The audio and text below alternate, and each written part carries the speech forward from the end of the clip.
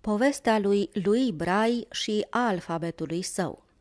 Într-una din zile, la biblioteca unde îmi desfășor activitatea, au venit în vizită copiii de la școala pentru deficienți de vedere din apropiere.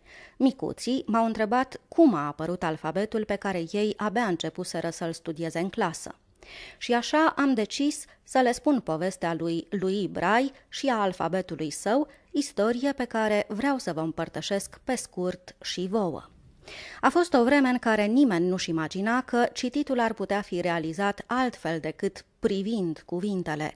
De aceea, gândul că un orb va învăța să citească era de domeniul basmelor.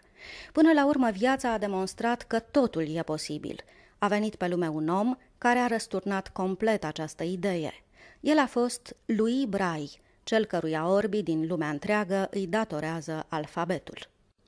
A văzut lumina zilei în Franța, la Coupvray, departamentul Seine-et-Marne, la 4 ianuarie 1809 și tot aici, în cimitirul din Coupvray, i-a fost înhumat trupul 43 de ani mai târziu. Tatăl său era pielar, iar micului lui îi plăcea să-și petreacă vremea în atelierul acestuia. Când avea 3 ani, încercând să facă o gaură într-o bucată de piele cu un cosor, a apăsat prea tare și acesta i-a sărit într-unul dintre ochi. Infecția care a urmat s-a extins și la celălalt și, până la vârsta de 5 ani, Braille și-a pierdut vederea cu totul.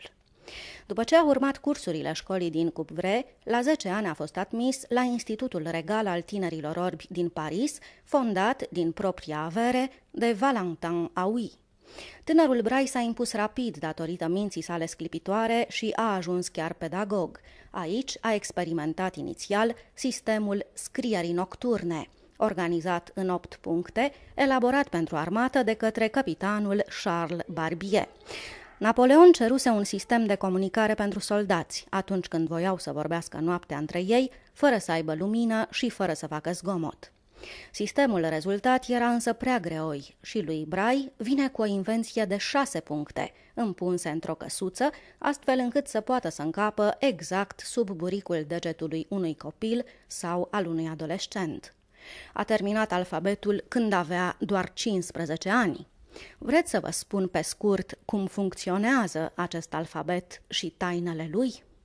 Literele de la A la Z au semne corespondente sub formă de puncte ieșite în relief, care pot fi descifrate prin intermediul simțului tactil, adică prin pipăit, cu degetele. Alfabetul Braille constă din caractere numite celule, care conțin mici puncte în relief. Numărul și aranjamentul acestor puncte variază de la o literă la alta. Sistemul permite un număr de 63 de combinații posibile ale matricei fundamentale, care este compusă din 6 puncte așezate în cadrul unui dreptunghi pe 3 rânduri și 2 coloane. Alfabetul Braille poate fi scris de mână, de la dreapta la stânga, cu ajutorul unui punctator pe hârtie. Când foaia este întoarsă pe dos, punctele ies în relief, iar textul poate fi citit de la stânga la dreapta. Se poate realiza cu ajutorul instrumentelor clasice, tăbliță și punctator, cu mașini de scris, analoage celor de dactilografiat, sau cu ajutorul tehnologiei de acces, imprimante Braille analoage celor standard. Braille și-a făcut cunoscută public metoda de comunicare în 1829. Este remarcabil faptul că, exceptând unele îmbunătățiri minore, sistemul lui a rămas neschimbat până în prezent. Invenția sa a ajutat milioane de oameni cu deficiență de vedere pe drumul lor spre cunoaștere și în dobândirea propriei independențe. Ca omagiu și pentru meritele sale remarcabile, guvernul francez a hotărât în 1952 mutarea trupului său în incinta Panteonului din Paris.